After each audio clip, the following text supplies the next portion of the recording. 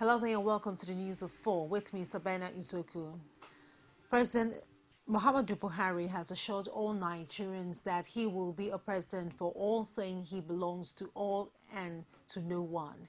He also assured those who feel threatened by his assumption of office that he is not interested in witch hunting anybody, but also added that his government would tackle the nation's immediate problems headlong. These immediate problems, according to him, includes corruption, power shortage, infrastructural decay, and insecurity, which he says are not insurmountable obstacles. He added that his administration will reform the public service to be more responsible and that he will operate strictly within democratic norms and principle. He also charged the incoming National Assembly to work together with him and the judiciary to move the nation forward, devoid of confusion. President Buhari also asked for all hands to be on deck to propel the nation towards a triumph for Nigeria and an occasion to celebrate our freedom and cherish our democracy. Nigerians have shown their commitment to democracy and are determined to entrench its culture. Our journey has not been easy, but thanks to the determination of our people and strong support from friends abroad, we have today a truly democratically elected government in place. I would like to thank President Goodluck Jonathan for the display of statesmanship in setting a precedent for us that has now made our people proud to be Nigerians wherever they are. With the support and cooperation he has given to the transition process, he has made it possible for us to show the world that despite the perceived tension in the land, we can be a united people, capable of doing what is right for our nation. The amnesty program in the Niger Delta is due to end in December. But the government intends to invest heavily in the projects and programs currently in place. I call on the leadership and people in these areas to cooperate with the state and federal government in the rehabilitation programs, which will be streamlined and made more effective. As ever, I'm ready to listen to grievances of my fellow Nigerians. I extend my hand of fellowship to them so that we can bring peace and build prosperity. Muhammadu Buhari on Friday evening appealed to Nigerians to be patient with his administration as he and Vice President Yemi Osinbajo begins the earnest work of restructuring the country. He says the appeal is necessary because of the collateral damage that had been done to the system before the new team comes on board. Buhari made the appeal in his remark at the inauguration gala night held at the Old Banquet Hall of the Presidential Villa, Abuja. The event took place a few hours after he and Osinbajo took their oaths of office and oaths of allegiance before Nigerians at the Eagle Square, Abuja, where he promised to be the president of all. The president said the enormous damage inflicted on the country could easily be appreciated by comparing the nation's infrastructure in 1999 with what currently prevails. Buhari also regretted the high rate of unemployment among youths, who he said represented about 60% of the country's population. The United States Secretary of State John Kerry has described President Muhammadu Buhari's inaugural speech as laying a powerful agenda. Kerry, who gave assurance that the United States would support the new administration to tackle insurgency and the economic challenges bedeviling the country, was accosted by journalists within the venue of the inauguration immediately after the event. Atiku, who described the inauguration as historic, said the president's inaugural speech was a reflection of the APC manifesto. Bamidele said the speech reflected seriousness, focus, and demonstrated the resolve of a man who is determined to really make a difference. Imbaniju also expressed confidence that Buhari would deliver on his promises. Ekiti State Governor Ayodele Fayose has called the inaugural speech of the President Muhammadu Buhari, describing it as a sign that the President is ready to serve all Nigerians, not minding their political affiliation. According to the statement issued by the Governor's Special Assistant on Public Communication and New Media, Neri Olaika, the Governor also hailed the immediate past President, Dr. Goodluck Jonathan, describing him as a good Democrat. Speaking further, Governor Fayose, who urged the President to make sure that his name was not used surreptitiously by anyone to muscle the opposition, added that as the President of Nigeria, he had a constitutional duty to protect all Nigerians, not minding the political party they belonged to. He said Friday's event, midwifed by Jonathan and President Muhammadu Buhari, proved to the whole world that the black people of Africa were capable of piloting their own affairs. Senate President David Mark on Friday urged President Muhammadu Buhari to embark on policies that would improve the welfare and security of Nigerians.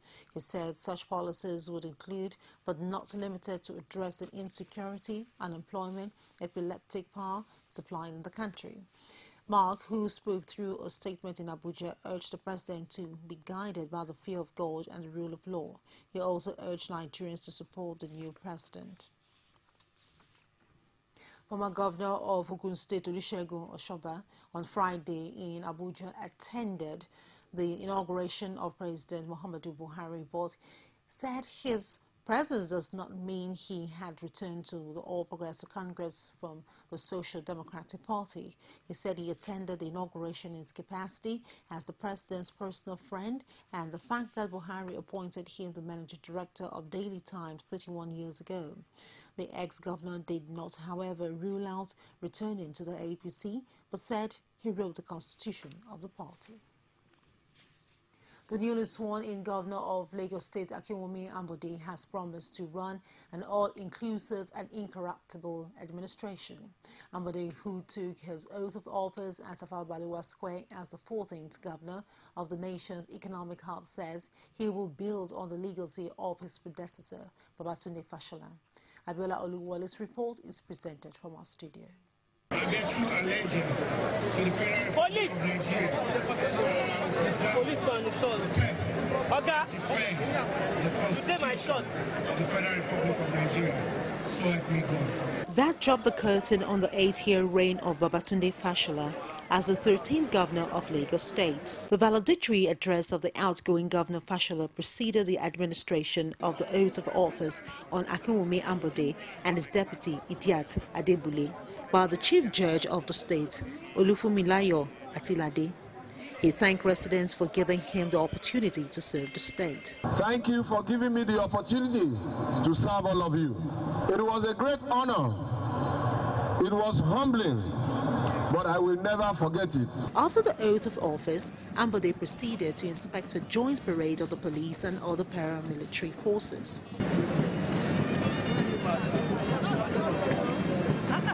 In his inaugural speech as the governor of the state, Ambode promised to build an all-inclusive government by building on the legacies of the immediate past administration. My administration is prepared to take the decisions needed to promote merit and professionalism, to restructure where required, eliminate poor human resource practices, and accelerate the pace of reforms in the spirit of good governance. The eventual inauguration of Ambode as the governor of Lagos State is the climax of the political sojourn of the former Accountant General, the alleged anointed candidate of Bola Tinubu, the national leader of the All Progressive Congress in the state. Residents and people of Ogun State have been assured of more development and projects as the state governor Ibikule Amosu and his new deputy Yetunde Onanuga take oath of office to pursue the mission to rebuild continuation programs.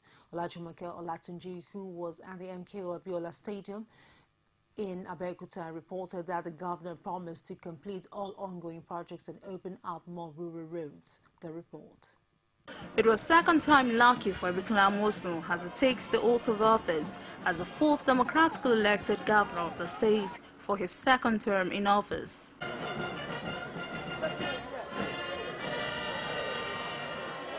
Speaking on the performances of the state government in the last 4 years, the state head of service, Modukpe Adekunle, acknowledges the new approach of Ibukala Amosun, which has led to developments in areas like security, education, health, agriculture, and urban renewal. The Ogun State Public Service is at the heart of this available and unassailable human capital resource in the state. This, therefore, provides the needed atmosphere for Your Excellency's administration to succeed. For the new Deputy Governor, Yetunde Onanuga, the day marks the official date of a genuine contribution to the mission to rebuild program of the Ibukala Amosun-led government, and she was visibly elated as she was accompanied by family members to take the oath of allegiance and oath of office. Onanuga, do solemnly swear that I will be faithful and bear true allegiance to the Federal Republic of Nigeria, that as Deputy Governor of Ogun State, I will discharge my duty to the best of my ability. Mohammed Ikile Amosun, do solemnly affirm that I will be faithful and bear true allegiance to the Federal Republic of Nigeria, and that I will preserve, protect, and defend the Constitution of the Federal Republic of Nigeria. While highlighting some of his achievements in the last 4 years and what he intends to do as his program Mission to Rebuild continues in the state, Governor Ibukala Amosun noted that he is more determined to further render his selfless service to the people of the state. We want to continue to rebuild the system, the structure, and the people. Today, I have taken a solemn oath to the good people of Ogun State. I wish to make a further personal commitment that we will leave Ogun State radically and demonstrably better and more prosperous than we met it. He added that rural development will be part of his main focus in the next 4 years and calls for the support of Ogun State's people as he intends to press the clutch harder in order to accelerate developmental projects across the state, promising to put the state on auto drive of development. Olajumoke Olatunji, CoreTV News, Abeokuta.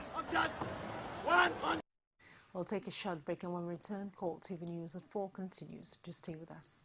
One continent, 54 countries, over 2,000 languages, but united in similar interests. As news breaks, we give you in-depth analysis around Africa every Monday on CoreTV News. Welcome back to the news. For more information, you can reach us on any of our social media platforms, and that's on facebook.com/CoreTV News. And you can also follow us on our Twitter handle at CoreTV News NG. For news updates on other programs, you can stream us live on youtube.com/CoreTV, no space, and the news. Maiduguri, the capital of Borno State, came under attack of the Boko Haram militants Saturday morning as the terrorists stormed the town with bombs and heavy shootings. 5 residents reportedly died during the attack, while the casualties among the militants is yet to be ascertained. Unconfirmed reports about the claim that 10 persons were killed in the area that were attacked. A member of the Youth Vigilante group who spoke on the condition of the anonymity on Saturday said some insurgents attempted to invade the troubled town at about 12:50 a.m. on Saturday from the Ajilari Cross and Bintu Sugar area of the town. He said the soldiers quickly responded and engaged them before they could advance and overrun the town. The source added that the fight lasted for about 2 hours, subsiding at about 2:50 a.m. He could not, however, ascertain the number of casualties. A resident of Gumari, part of Maiduguri, which is in the same neighborhood with Bintu Sugar, Ibrahim Iliya, said 5 residents of the area were killed in the attempted invasion. Iliya said a stray bullet killed a man. who was sleeping in the open as a result of the harsh weather. He revealed that 4 people were killed in a house which was affected by the explosions in the area. Away from that, the Borno State Governor Kashim Shettima has called on the residents of the state to close ranks and reposition the state to overcome the effects of years of insurgency. Shettima made the call shortly after he was sworn in as Executive Governor of Borno State for a second term. The State Chief Judge, Justice Kashim Zana, administered the oath of office and allegiance on the governor and his deputy Zana Ulman Mustafa. Residents of Maiduguri, Borno State capital, overwhelmed by internally displaced persons, defy the feeling of insecurity associated with public gatherings to witness the ceremony of this year's Democracy Day. The ceremony was adequately secured by officers comprising of the Joint Security Task Force and the Civilian Joint Task Force. The Governor Shettima expressed confidence that Muhammadu Buhari-led presidency will empathize with the current insurgency facing the state. Shettima also expressed his intentions to invest heavily on agriculture and education. Hours after the presidential inauguration ceremony in Abuja, Nigeria's capital, the UK Foreign Secretary Philip Hammond says his country stands ready and willing to help in the fight against the Boko Haram. The terrorist group has carried out a series of attacks on community in Nigerian northeast and is highly suspected to have carried out a twin blast in Borno State early Friday morning. In an interview in Abuja, the Foreign Secretary and the UK is willing to help restructure and train Nigeria's security personnel and also provide additional intelligence and surveillance capability for Nigeria's security forces. He also said the UK would also work with the new administration on its economic program. The Borno Police Command on Friday said 6 persons were killed by suicide bomber who attacked a venue of a wedding Fatiha in Tashan Alade in Hawu local government area of the state. The State Commissioner of Police, Adiremi Okwaduku, who spoke to journalists on the telephone, said 30 people were also injured during the attack. Police Commissioner added that the police had commenced investigation into the issue. Okwaduku said, however, that the inauguration of Governor Kashim Shettima for a second term in office in Maiduguri was peaceful. A local vigilante group members in the area, Mustafa Ibrahim, in a telephone interview with our correspondent, revealed that the incident happened at about 6:10 a.m. on Friday. The National Drug Law Enforcement Agency, NDLEA, said it pulled out its operators from the House of Senator-elect Buruji Kashawa in compliance with the court's order. The agency withdrew from his house when it officially received a copy of the order from the court on Thursday, 28th of May 2015. Kashamo's attorney also signed an undertaking to produce him in court for hearing, but this seems not to be the end of the case, as the NDLA had filed a formal extradition process at the Federal High Court. The agency is following due process of law and will ensure that the national interest is balanced against the constitutional rights of Kashamo. The mission of the NDLA, according to them, is not and has never been to abduct him, but to engage the extradition process. The agency says it has taken necessary steps to ensure that Kashamo will be available to stand trial on extradition charges as required by law. To this end, NDLA has a provisional warrant of arrest on him as well as a formal request for his extradition. So they say the honorable thing for him to do would be to submit to the due process of the law as pledged. Also, the NDLA says it will comply with all court orders and not forcefully abduct and take him to the United States for trial. They also stated that it is pertinent to make it known that the court did not prevent the agency from embarking on extradition process against the senator-elect. The court held that the respondents cannot be restrained perpetually from arresting the applicant, that they were only restrained from arresting him without a warrant of arrest and for forcibly abducting and taking him from Nigeria without recourse to the due process of law as enshrined in the Extradition Act. The inauguration ceremony of Niger State was almost marred by a spontaneous attack on the former governor Babangida Aliyu. But after security operators put down the attack by shooting in the air, the new Governor Abubakar Sani Bello of Niger State promised to salvage all sectors in the state, even in the face of huge debts. Basi Ayo, who was at the Sani Kontangorang Stadium, has more on this stone-throwing incident. The people of Niger had converged for what was to be a historic event, and it started peacefully with cheers all round. The deputy took the oath of office and allegiance. Then it began. People running helter-skelter and armed security operatives on high alert.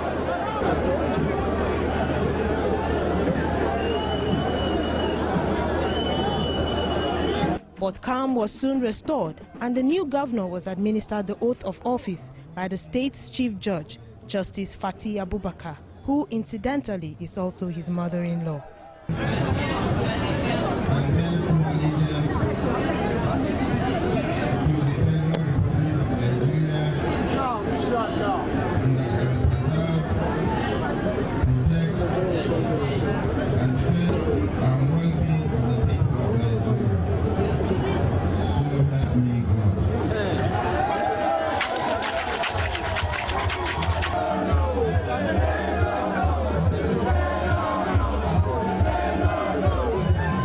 Then came the inspection of guards and the governor's inaugural speech. He assured the people that the state will regain its pride of place. The battle has now been handed over to us. We support, guidance and prayers. My team will inshallah surpass records of previous administrations. We are determined to salvage the state and position it for meaningful development. Then it was time to go, and the stones came flying again, followed by gunshots as former Governor Aliyu was taking his leave, a sharp contrast to his deputy's departure.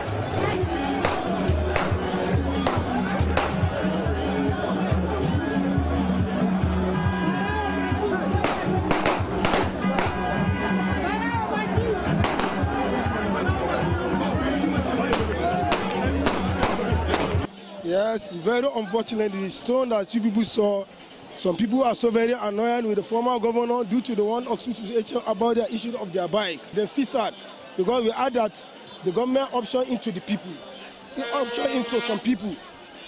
And we are not so happy because we are, even though the government wanted to generate revenue for the state, we are expecting the governor.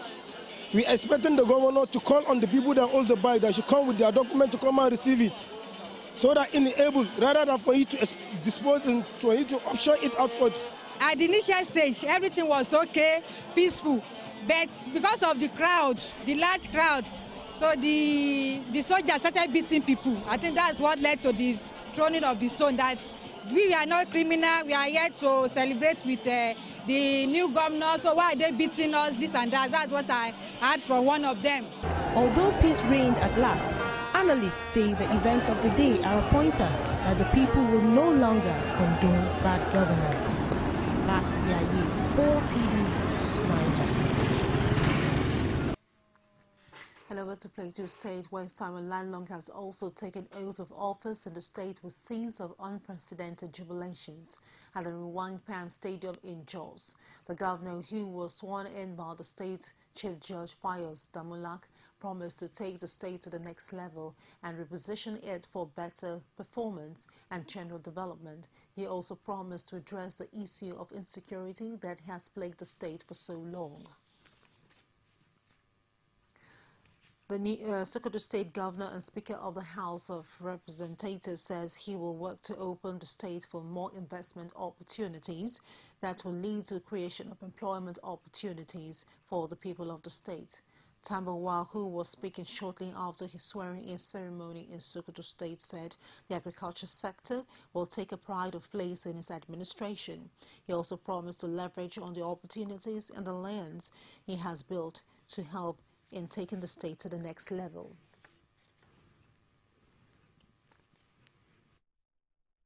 This is a very patriotic duty, and it has been handled with all sense of responsibility by those involved. We thank them and again assure them that we shall strive to be worthy of their trust. In the same manner, we wish to extend our hands of fellowship to the federal government and place on record our desire to key into the vision and programs of the government of the center. All with the yearning to help them become more sufficient economically. In addition to that, government will facilitate the formation of microfinance banks, banking matter, to further empower women to have access to finance.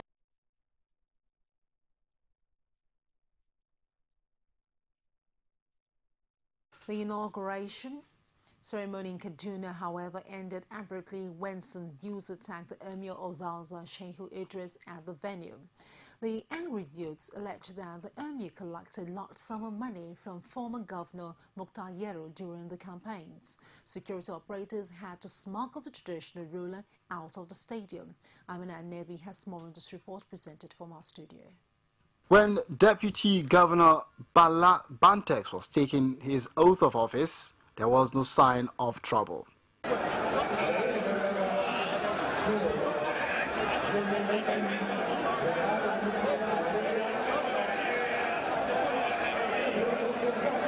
But just as Governor El-Rufai was to get his turn, all sorts of things were hauled in the direction of the Emir. None of the dignitaries was spared as the youth defied security operatives and continued to throw stones at the pavilion.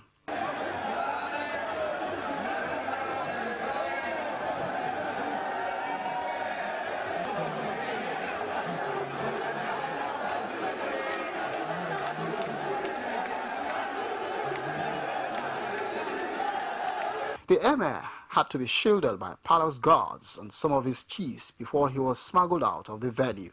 The upheaval forced the event to end without the review of parade by the governor, as well as the release of white pigeons as a sign of peace.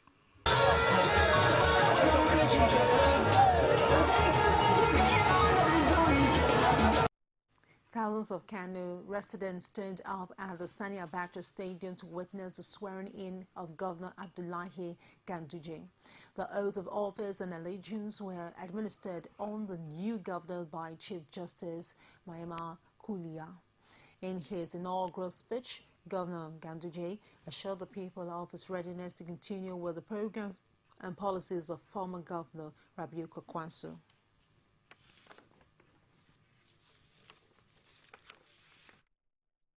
I am happy to say that our party and all of us have succeeded in the last 4 years. I wish them well and will continue to do the hands to work together to ensure the success of this administration. A situation whereby you as a national leader, you have co-opted me,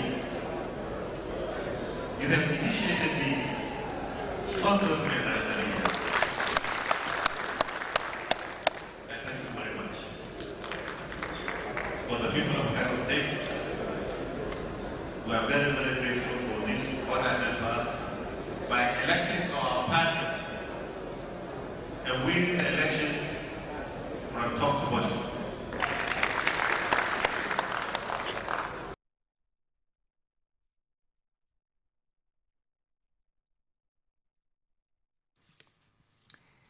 Dan Ayom Stadium, Owerri, was filled to capacity to witness the swearing-in of Governor Rochas Okorocha for a second term in office.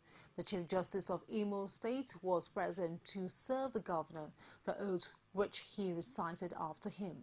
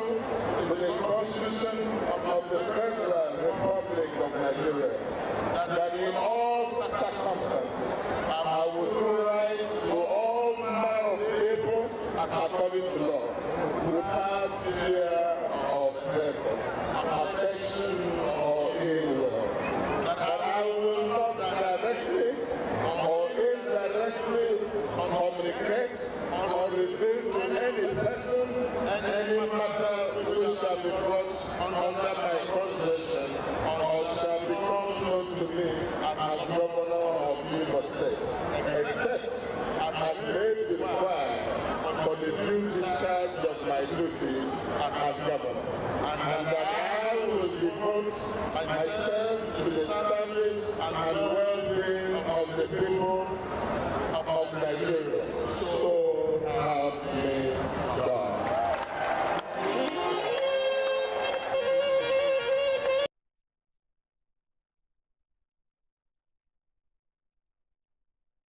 Now, after signing the documents, Rochester Okorocha was presented to the entire Imolet present at the event as the governor of Imo State. We'll take a break now, and when we return, it will be time for business, sports, and other stories. Do stay with us. Women share the most amazing thoughts on national issues, and they do it passionately. For most men that are educated, that are exposed, will see nothing to it. The population and the level of poverty made me cry. No infrastructural development whatsoever. And you tell me Lagos is working? That was an accident, and it was a one-off thing. Other than that, there has never been any situation in Nigeria where a Nigerian attacked anybody just because of where they came from. Sharing the adorable word of women in politics every week, only on CoreTV News. Our style, that's what he delivered. Here's that ball storming, Puyol with a flying lead. Bo taking them out in the lead.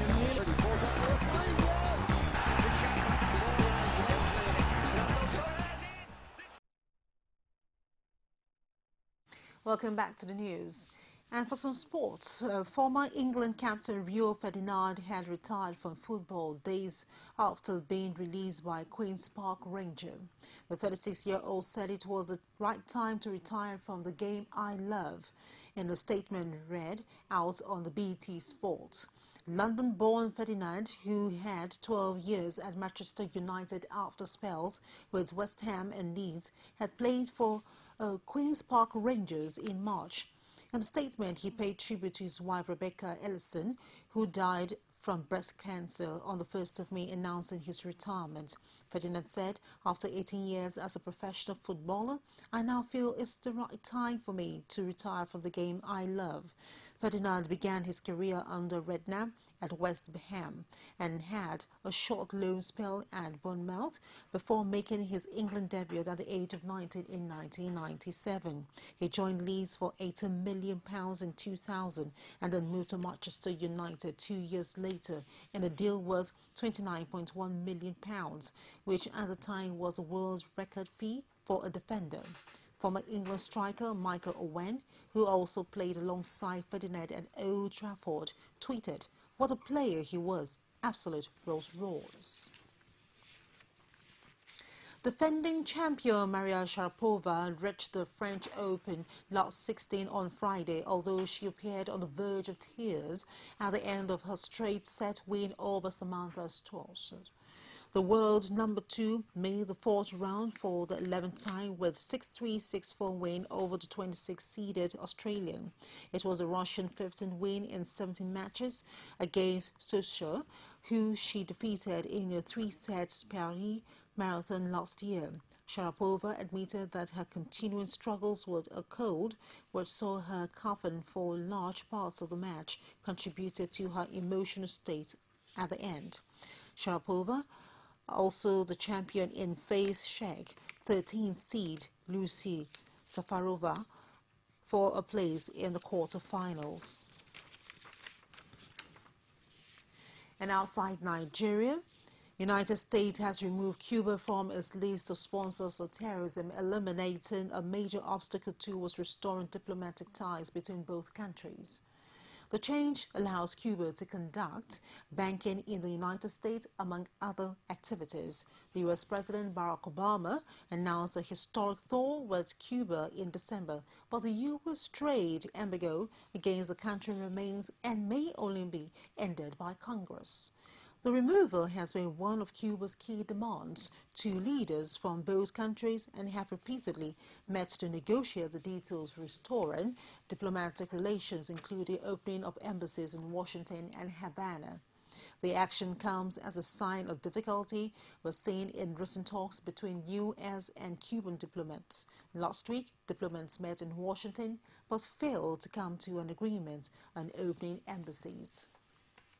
The founder of online illegal drug marketplace, the Silk Road, has been sentenced to life in prison in the U.S. Federal prosecutors said Ross Ulbricht website, hosted on the hidden dark web, sold more than $200 million, that's £131 million worth of drugs anonymously.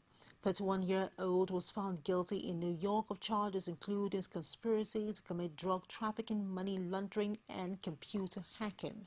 In February, he was convicted of operating the site for nearly 3 years from 2011, and the site was shut down in 2013 after police arrested Ulbricht. The Silk Road took its name from the historic trade route spanning Europe, Asia, and parts of Africa. It achieved notoriety through media reports and online chatter, but users could only access the site through a Tor, a system that lets people use the web without revealing who they are or which country they are in. Tor was created by the U.S. government to help provide activities with anonymity, but is now often used as mask illegal transactions.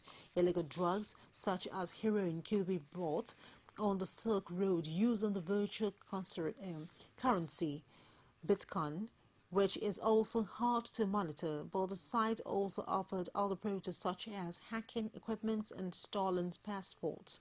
Court documents from the FBI said sites had just under 1 million registered users, but investigators said they did not know how many were active. The founder of online illegal drug marketplace, the Silk Road, has been sentenced to life in prison in the U.S. and the federal prosecutor said Ross Ulbricht website noted that the hidden dark web sold more than £200, and that's £131 million. And that brings us to the end of this bulletin. Do join us at 6 for more. I am Sabina Izuku, and thank you very much indeed for watching.